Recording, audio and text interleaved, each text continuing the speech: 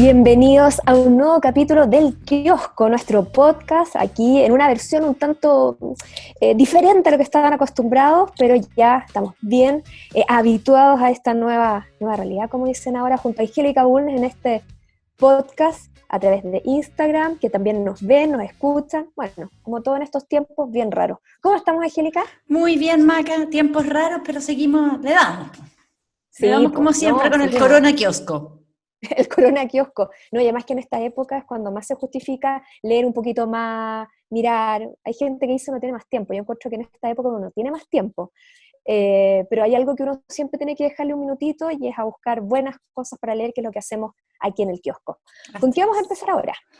A ver, mira, vamos a empezar. ¿Te suena Marina Abramović, que es una artista serbia muy conocida? Ella nació en lo que fue la ex Yugoslavia y ¿Ya? ella se dedica al arte performativo. ¿Ya? Entonces hace performance y una de las razones por las que la ha hecho muy conocida es que en el año 2010 en el MoMA había una exposición de ella y ya estaba ella presente, en cuerpo presente estuvo, ponte tú, 736 horas y media hora más continuada, sentada ahí en una mesa y La del entonces pololo. la gente iba y se sentaba al frente a ella y los gringos se Sí. conmovían mucho, se miraban fijamente y en medio de todo esto además llegó Ulay, creo que se llama, que fue su pareja como en todos los 80, ellos hicieron Sí. como que, pero era una pareja, así como, ellos se convirtieron en una obra de arte conjunta, En vivo, sí, po. claro, y después se separaron, y desde ahí que no se veían, y Ulay llegó al MoMA, se sentó y la miró a los ojos, y fue un momento culmine. Bueno, eso lo hizo muy, muy conocida, pero además también, por ejemplo, así como asesora de Lady Gaga, la acompañaba en varios tours, y hacían como unos retiros espirituales juntos, o sea, Un es tanto ecléctica en sus elecciones. mucho y muy conocida. Bueno, Marina también tiene unas obras como bien sangrientas, es todo como sobreactuado. Bueno, tú me decís si se dedicó a la performance. Bueno, sí, por ejemplo, estuvo como también varios días en una galería en que lavaba huesos de animales, ponte tú que de vaca. Porque en el fondo el mensaje era, cuando tú te manchas las manos de sangre no hay cómo sacarla. Ya, pero Oh, resulta que ahora Marina, según nos ha contado el New York Times, tiene un problema. Y ¿cuál? tiene un problema que son las teorías conspirativas. Yo te voy a explicar por qué. Esto es lo más entretenido de Marina, mucho más entretenido que el pololo que llegó a sentarse a mirarla. Ya. Mira. Resulta Espérate que que, saque el tejido. saca tu tejido. ¿Te acuerdas del Pizzagate? Sí, El perfecto. Pizzagate fue uno de los episodios que dio como nombre a todo el tema de las noticias falsas y la posverdad. Porque fue este caso en que en plena campaña presidencial en Estados Unidos acusaron a un pobre señor dueño de una pizza en Nueva York, dueño de una pizzería en Nueva York, de que detrás de su pizzería se traficaban menores y que en esto estaba envuelta Hillary Clinton. Cosa que resultó ser, por supuesto, falsa, pero el Sí. pobre señor pizzero todavía no se recupera de la acusación que le hicieron. Y en ese contexto, Wikileaks filtró unos emails como el jefe de campaña de Hillary Clinton. Y dentro de esos mails había uno de Marina Abramović que lo invitaba a una comida espiritual. Comida espiritual era el nombre además de una de sus exposiciones en la que ella había pintado con sangre en la galería recetas. Bueno, y todo Ya. esto en el contexto del Pizzagate se prestó para decir que Marina era parte de una secta satánica y que convidaba al jefe de campaña a Hillary Clinton, al jefe de campaña de Hillary Clinton a comidas espirituales. Bueno, y No me puedo resulta estar que la creyendo empezaron a esto. acusar de satánica y Yo ella necesito saber dijo, que esto termina en una serie de Netflix. no, impresionante. Mucho mejor que una serie. No, es que si fuera serie de Netflix uno diría, no, qué burdo todo. Bueno, y resulta que Marina en ese momento dijo, esto va a durar 3 días, 4 días, qué locura. Y resulta que han pasado 4 años, porque fue el 2016, y a Marina la siguen acusando de ser parte de una secta satánica. Usan todas sus exposiciones sangrientas en contra. Marina es como ultra progre, entonces su mensaje es como de paz. Y entonces, tanto sí, cuenta que porque ella ha llegado a tal esto que salió a dar como una entrevista a explicar esto en el New York Times. Ella no da muchas entrevistas precisamente porque hace pocos días Microsoft subió un video como publicitario con Marina Abramović como presentando su nueva como performance que es virtual y que se iba a presentar, se iba a subastar en Christie's. Bueno, pasaron, no sé, 4 días y Microsoft tuvo que retirar el video porque empezaron eran tanto, no los like, sino que los dislike, y la cantidad de comentarios ofensivos y las amenazas, que Microsoft cerró los comentarios y bajó el video, porque dijo, no podemos tolerar este nivel de agresividad con la artista. Y entonces Obvio. Marina salió a decir en el New York Times, no soy parte de una secta satánica, soy una artista. ¡Qué pesadilla! Cáchate, 4 años, en que cuenta que en algunos momentos le llegan amenazas de muerte que pueden llegar a ser 3 por día, ponte tú. Entonces, este artículo que se llama Marina Abramovich solo quiere que las teorías de la conspiración la dejen ser de una vez por todas. ¿Qué te Qué parece? buena historia, ¿no? Impresionante. Increíble. No, y ahí uno ve como los efectos de las fake news, o sea, que no solamente quedan en un minuto, sino que te puede perseguir de Mira por hasta vida. dónde llegan. No, impresionante, impresionante. Oye, a ver, estoy viendo, ya, por este artículo. Hay un artículo que me llamó mucho la atención y me parece interesante en el contexto del coronavirus, de plantearlo, porque yo creo que van a ser temas que quizás no nos van a interesar o no nos van a preocupar ahora, pero sí se pueden venir para adelante. Esto tiene que ver con lo que está ocurriendo en Jalisco, en México, y específicamente con ayudas bastante particulares Te que le están perdí un llegando poco. a las ¿Qué personas, dijiste? sobre todo las personas de... Esto pasa en Jalisco, en México. Ya.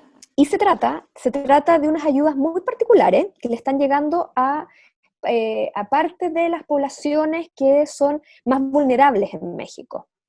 Y esto, como digo, que pasa en Jalisco, en el norte de México, y estas ayudas se tratan de unas cajas de cartón, y las cajas traen en una de sus caras la cara del Chapo Guzmán. Y dentro de esas cajas vienen alimentos, cosas de utensilios de aseo, todo lo que necesita una familia para poder sobrevivir al coronavirus. Y estas cajas, empezaron a llegar a Jalisco y empezaron gente que las distribuía y empezaron a subir las fotos a las redes sociales. Y empezó como una suerte de red a través de las redes sociales de gente que entregaba estas cajas. Y que venían con la caja del Chapo Guzmán. Recordemos el Chapo Guzmán, uno de los mayores narcotraficantes de la historia, está encarcelado en Estados Unidos con una cadena perpetua y es quizá uno de los últimos estandartes del crimen organizado y del narcotráfico latinoamericano. Pero venían con su cara. Y empezaron mucha gente a preguntarse de dónde venía esta ayuda. Y se dieron cuenta que la hija del Chapo Guzmán, Alejandrina, una joven de 36 años, empezó a crear literalmente, un ejército de voluntarios que entregaran estas cajas a las colonias o a los sectores más populares en Jalisco. ¿Por qué? Porque son de los sectores que más se han visto afectados, no tanto por el coronavirus, por padecerlo, sino por la cesantía, Claro, por la la crisis falta, económica. por la crisis económica. Y ellos lo que están, es más, ya le han puesto nombre, se llaman las Chapo Despensas, que son las despensas de las casas que todos los hombres del Chapo Guzmán, específicamente en este caso su hija, están abasteciendo. Y aquí viene la pregunta que se están haciendo en México y eventualmente también en otros países, cómo la carencia de estados fuertes, de estados que lleguen ahí donde la gente ahora está comenzando a pasar hambre, esas ausencias del Estado que en tiempos normales también el crimen organizado los ha ocupado, en este caso, por culpa del coronavirus, no es para nada la excepción. Y lo que están haciendo estos carteles es utilizar esta crisis para captar poblaciones que hasta el momento quizás eran más reticentes o los veían con mayor lejanía, que era gente mayor, gente que de repente veía con más recelo al narcotraficante, pero ante la ausencia de un Estado que los surta de este tipo de productos, te han dado cuenta de que ya, bueno, da igual de dónde venga mientras llegue. Y eso está poniendo, o sea, está instaurando, como digo, todo un debate, y ojo, porque no es solamente la gente del Chapo Guzmán, a varios otros carteles de la droga, incluso, por ejemplo, en este caso estamos hablando del cartel de Sinaloa, pero también hay otros carteles que incluso son como competidores del cartel de Sinaloa, que están comenzando también a disputar ese terreno, ya no con droga, pero con alimentos, con ayuda. Porque se prevé que una vez que se supere esta crisis, quienes hayan logrado el control de esos sectores a través de la ayuda, entre comillas, social, van a haber tenido un avance en la guerra que llevaban con la droga y con el crimen organizado a otro nivel. Y eso está planteando, como digo, una dificultad enorme, porque incluso en el estado de Jalisco ellos habían lanzado sus propios programas sociales, pero cuando lo comparan con las dimensiones del plan social que puede lanzar un cartel de narcotráfico como el de Sinaloa, no olvidemos que estos carteles logran controlar territorios completos, logran establecer casi estructuras paraestatales, es decir, paralelas al del Estado, desde seguridad, colegio, incluso hasta sistemas de salud en algún minuto. No hay que olvidar, por ejemplo, el caso, que era, bueno, esto estaba ligado más a violencia política, pero por ejemplo el que alcanzó a ser Sendero Luminoso en Perú en algún minuto era precisamente... Bueno, claro, Pablo Escobar como que en el fondo Bueno, lo hizo en cimentó su Colombia. poder social en base a iniciativas de este tipo, que era llegar hasta Totalmente, donde escuela. el Estado, la seguridad social no llegaba a la mano. Y entonces parte de la lealtad que Totalmente. había con él era precisamente por eso. Qué susto lo que estás contando, Maca. No, impresionante. Y como te decía, lo que ocurre no solamente es que lo está haciendo un cartel, sino que está haciendo varios. Por ejemplo, el cartel del Golfo, o el cartel de Jalisco Nueva Generación, que otra como da una vuelta más al cartel de Sinaloa. Es decir, carteles que son antagonistas, están Están tratando de captar compitiendo. incluso territorios, están compitiendo y por territorios que no les son propios. Entonces muchos dicen que esto está alargando una batalla o una lucha que quizás vamos a ver un par de años más, pero que empezó ahora con la crisis del coronavirus. Es decir, está logrando captar territorio, como decía, no por el crimen organizado, por el narcotráfico, sino a través de ayuda social para agarrar esos territorios, buscarle la lealtad de las poblaciones que están ahí, y una vez que de cierta manera volvamos a, entre comillas, la normalidad, haberse quedado ahí. Y Bueno, eso puede traer una nueva acá en oleada. Chile habría que hacerse la pregunta si nosotros tampoco estamos libres del Totalmente. narcotráfico y no sabemos si algo como eso o podría estar incubándose o podría empezar a pasar. O sea, como además estamos muy encerrados en este momento, Claro. también estamos perdiendo también quizás un poco el pulso de lo que está pasando en la ciudad. Es bien complicado eso en términos de reporteo y yo supongo que también incluso de fuerzas policiales. No, Hay unas dimensiones que nos podemos estar perdiendo. no, totalmente. Y solamente para cerrar el tema, está en La Vanguardia, más que La Vanguardia está haciendo una serie de temas relacionados con el coronavirus, que no son directamente con el coronavirus, pero son este tipo de aristas que hacen un poco ampliar la mirada, más allá quizás de solamente el aspecto sanitario, y que vale la pena. Y fíjate que en las fotos, que ponen varias fotos, de algunas de las que han dado vuelta a las redes sociales, y llama mucho la atención porque uno ve gente súper vulnerable. Hay una en que está una señora de avanzada edad que se nota que eventualmente puede ser una persona en situación de calle porque se nota que está pidiendo plata, mendigando, y se le acerca una niña que va con una mascarilla y en la mascarilla va la foto del Chapo Guzmán y las cajas que les entregan van con las fotos del Chapo Guzmán.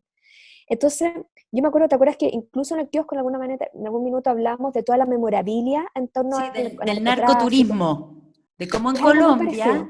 también hay todo como un circuito turístico en torno a Claro, todo el pero son narcotráfico. figuras que son casi como de la cultura pop ya casi, y la figura del Chapo con ese bigote, es más, llama un poco la atención porque al final del artículo dicen, a todo esto, nadie sabe si el Chapo sigue manteniendo su bigote, porque hace muchos meses que nadie lo Que ve. nadie lo ve, claro. Entonces incluso ellos hablan de, ya no se sabe si esa es su imagen actual, pero es la imagen que para mucha gente puede ser sinónimo del mayor de los crímenes organizados, pero en este caso, de la mayor de las ayudas.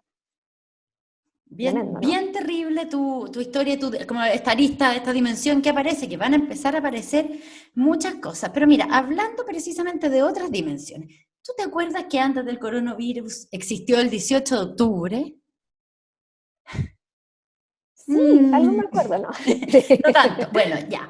Existió el 18 de octubre y yo estoy esperando hace bastante rato, así que te voy a dejar el encargo, Maca, para el declín, Ya, que alguien haga una crónica que yo encontré ahora no sobre Chile, sino que sobre el Líbano, no sobre la Plaza Italia, ya, sino que sobre la Plaza de los Mártires, no sobre el 18 de octubre, sino que lo que pasó desde el 17 de octubre, porque allá en Beirut empezó un día antes que acá un movimiento social de protesta fuertísimo.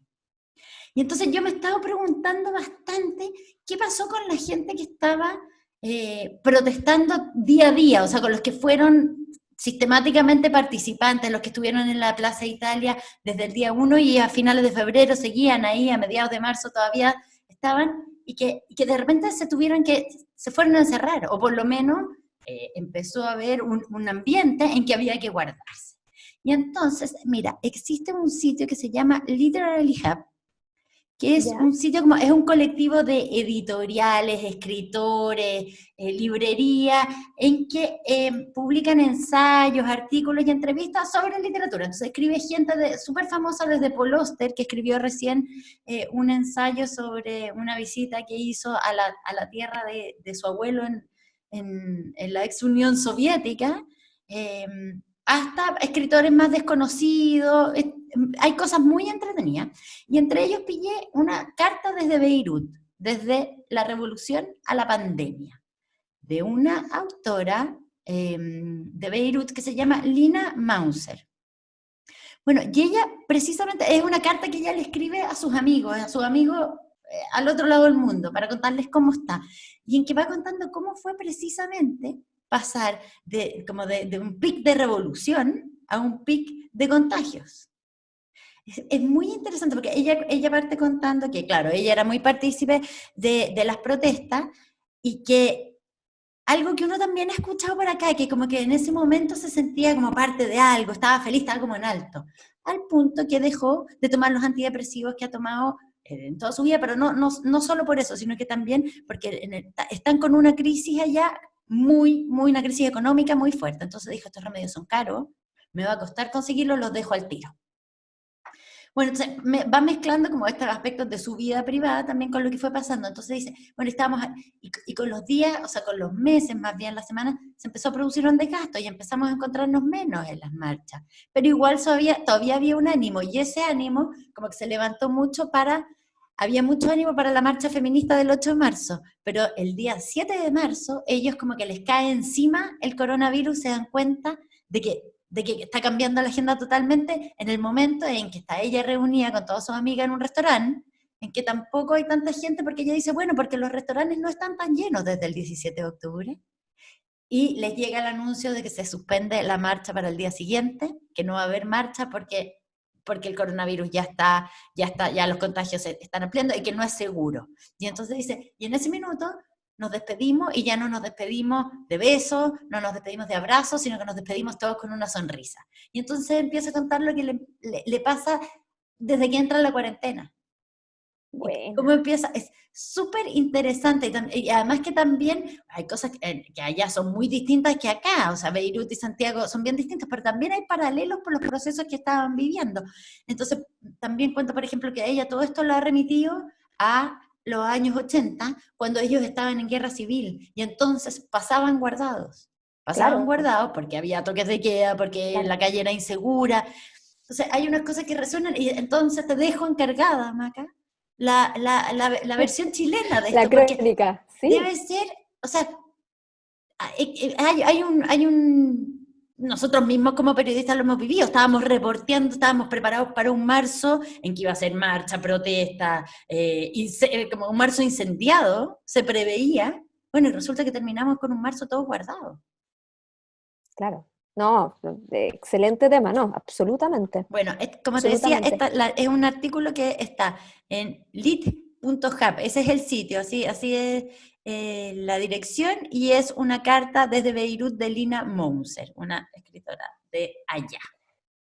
Oye, antes de que nos despidamos, porque ya es momento de empezar a despedirse, solamente quiero dejar una recomendación que parece que casi de lectura obligada para quienes les gustan los buenos artículos que se están escribiendo aquí en nuestro país, y es que la revista Santiago, de la cual nosotros varias veces hemos hablado, acaba de liberar en un nuevo formato digital su último número, que es el número 9. Y dentro de esa revista viene una suerte de especial sobre el coronavirus. Se llama Coronavirus, la transformación de un mundo. Escriben muy, muy bueno, o sea, no sé, desde el Rafa Gumucio, Sebastián Edwards, Gonzalo Argandoña, hay un montón de gente que escribe. Yo la estuve hojeando y la verdad me quedé pegada. Es yo creo, una de las revistas más lindas y más bien editadas que se están haciendo en este momento en Chile. Tiene más de 100 páginas de muy buena factura, y acaban de pasarla, como decimos, a un nuevo formato digital y se puede leer íntegramente a través del computador, a Claro, través porque del antes teléfono. había que comprarla y tenían artículos en el sitio, pero ahora está disponible para el que quiera verla.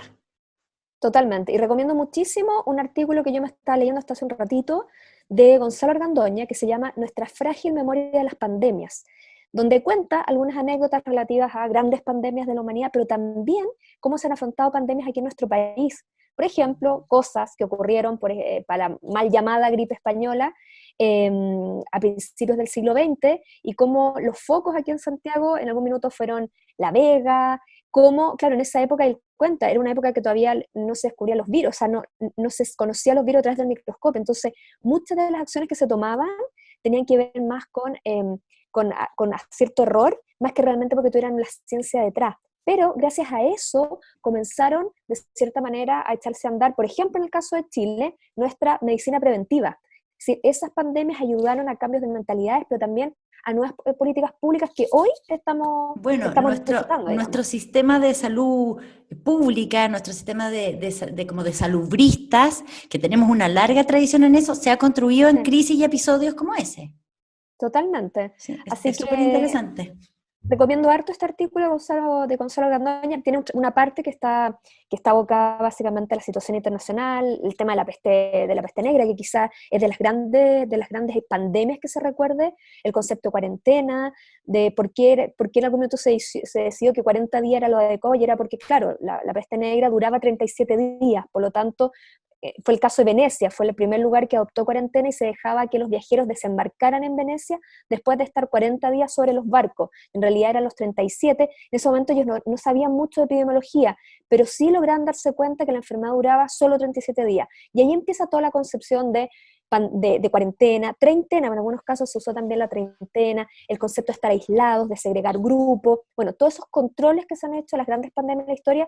Bueno, un excelente artículo, y solamente como colofón, traen un artículo que trajo la revista Nature, la gran revista Nature, precisamente para la gripe española, el año 1918, y saca párrafos de esa revista, y te juro que uno lo lee y está leyendo lo que está ocurriendo hoy. Las dificultades que tenían entonces, estamos hablando de principios del siglo pasado, es decir, hace casi un siglo, las mismas dificultades que llevaba, esa pandemia fue también un virus respiratorio y todo, fue hecho un H1N1 de 1918 que llegó a infectar a 500 millones de personas. En el caso de Chile, murieron, se calcula que cerca de 40.000 personas, cosa que para la época era mucha gente. Bueno, trae este artículo de Nature, y la verdad que es increíble como muchas de las decisiones que se tomaron entonces son muy parecidas a las que se están tomando ahora, y muchas de las dificultades que enfrentamos entonces son las dificultades que ahora estamos encarando. Entonces se pregunta un poco, bueno, ¿qué ha pasado en este siglo? ¿Aprendimos o no aprendido? ¿Cuánto ha avanzado la ciencia? Y hartas cosas, de verdad recomiendo mucho este artículo y varios más que vienen en la revista Santiago. ¿Dónde la encuentran? Es revistasantiago.cl, que la hace la UDP. Ya, y con eso tenemos que cerrar, nos quedan hartos artículos en la carpeta, pero se nos acaba el tiempo. Así que nos vemos en un próximo episodio del Corona Kiosco. Muchas gracias a todos por acompañarnos y muchas gracias, Maca, por estar aquí. Hasta la próxima semana, que estén bien. Chao.